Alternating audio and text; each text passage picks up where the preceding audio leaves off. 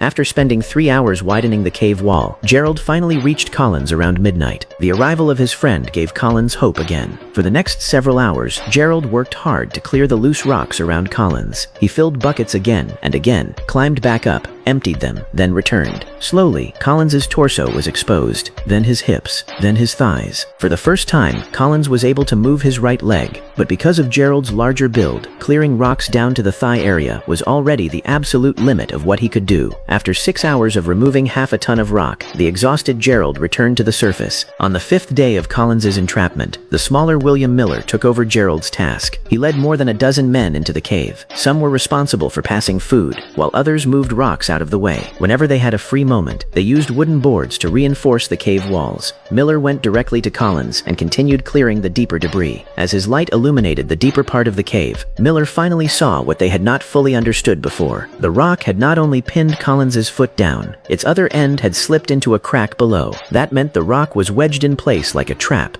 It could not be pushed, and it could not be pulled free. Fortunately, Collins was still in relatively decent condition. He remained conscious and began opening up to Miller, speaking from the heart. After returning to the surface, Miller discussed the situation with several experts. They decided to use a jack to lift the massive rock, and once again, because of his small size, Miller was chosen to carry out the task. That evening, Miller brought the tools into the depths of the cave. According to the plan, he would slide down feet first, then turn himself over onto Collins's body. After that, he would wedge a crowbar against the rock and use the jack to lift the stone off Collins's foot. The idea sounded good in theory, but actually carrying it out was extremely difficult. First, the space was so tight that Miller could barely generate any force, and if the jack was not fixed perfectly, it could easily slip out of place. After repeated failures, Miller twisted his body into an extreme position. Then, during one attempt, the huge rock actually began to move. It was only slight, but it gave both men tremendous hope. Miller stared at the stone, his arms trembling as he used all his strength to press down on the handle. The rock seemed to slowly rise with it, but at that critical moment, the jack slipped again. The stone slammed back into place, landing directly on Collins's left foot once more. For the next several hours, Miller tried over and over to secure the jack. He added wooden blocks, changed positions, and searched for a stable support point. Collins did not stay silent either. Again and again, he encouraged Miller and urged him to keep going.